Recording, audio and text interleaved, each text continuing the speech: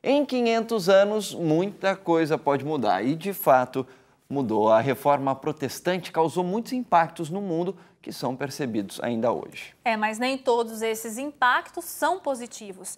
Não necessariamente por causa da reforma, mas como consequência da deturpação de alguns ideais protestantes. É o que você confere na terceira parte da série A Reforma que Mudou o Mundo. Um mundo dividido, materialista e individualista. Seria esse cenário o impacto da reforma protestante?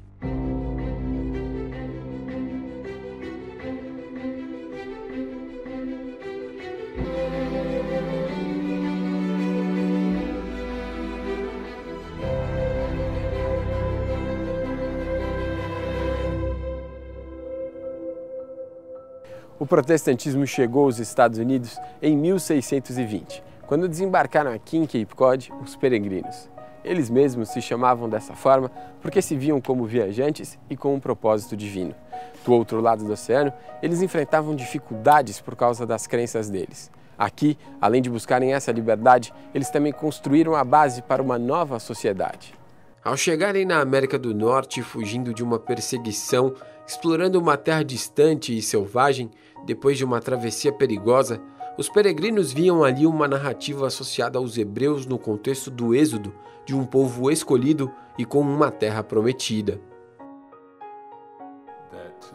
Isso basicamente veio com a responsabilidade de aceitar que eles deveriam ser obedientes aos mandamentos de Deus e que ele abençoaria esse país se o povo fosse obediente a ele. Mas ao longo dos séculos seguintes, essa ideia de uma terra própria alimentou uma prática de domínio e ocupação daquele grupo específico, invertendo o ideal protestante de que Deus e as bênçãos divinas estão disponíveis para todos. Eu penso que essa é uma vertente profunda, ou uma fonte muito profunda do nacionalismo americano. E isso ainda é muito evidente quando se fala Deus abençoe a América é uma nação cristã, a América tem uma missão especial no mundo. Tudo isso, eu penso, vem dessa ideia particular de povo escolhido. O nacionalismo aparece nas ruas americanas e se transformou em um apoio eleitoral a um candidato que não vive o ideal protestante. Eles se veem agora como uma minoria perseguida. Eles pensam neles mesmos como mais perseguidos do que qualquer outro grupo nos Estados Unidos. Eles se preocupam se vão ser banidos, assassinados, exilados nos próximos anos. E então aparece esse cara que vem e diz que vai protegê-los. Então, eles estão dispostos a escolher aquele cara, porque eles o veem como um protetor. Eu penso que esse é realmente o campo que nos referimos ao falar sobre a cultura imperialista, quando os Estados Unidos tentam dominar o hemisfério ocidental politicamente, economicamente, culturalmente. Esses pontos podem ser marcas de um crescimento excessivo, no sentido de que os Estados Unidos têm um papel particular a fazer como uma nação protestante no meio de outras formas de cristianismo. Nesta cultura imperialista, o que também se desenvolveu foi o capitalismo.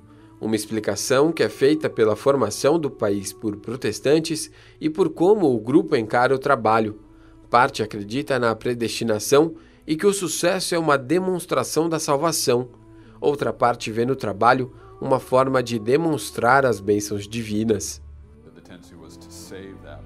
A tendência era guardar esse dinheiro e reinvestir no meu negócio, porque outra forma de glorificar a Deus era fazer crescer o meu negócio.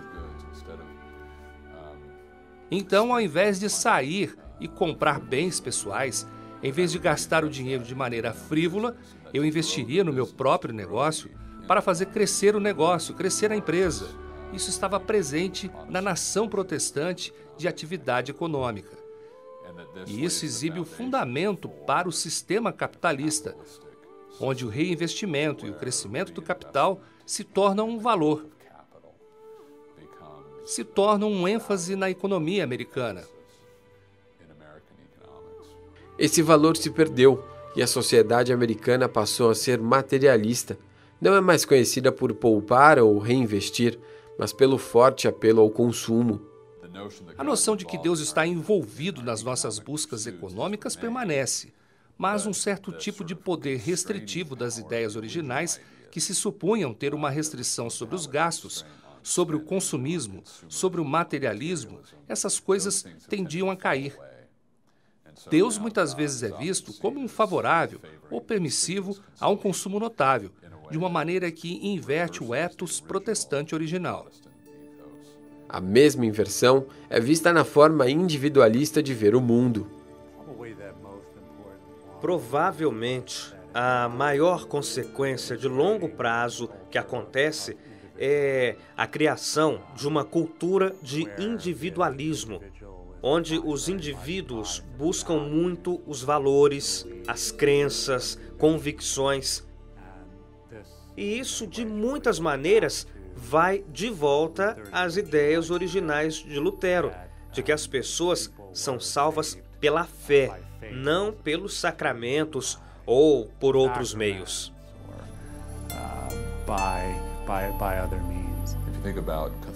Se você pensar sobre o catolicismo, que frequentemente enfatiza a igreja coletiva, o corpo de Cristo, com o Papa sendo cabeça, uma estrutura hierárquica para administrar a comunidade de crentes, o protestantismo tende a enfatizar mais o indivíduo, a experiência individual, a salvação individual, e muitos estudiosos ligaram isso ao crescimento de uma noção de direitos individuais. Seja na forma de entender o mundo, a própria nação, o dinheiro ou os valores pessoais, os fundamentos eram de princípios bíblicos, mas como se perderam ao longo do tempo, demonstram a necessidade da retomada daquela reforma que começou há 500 anos.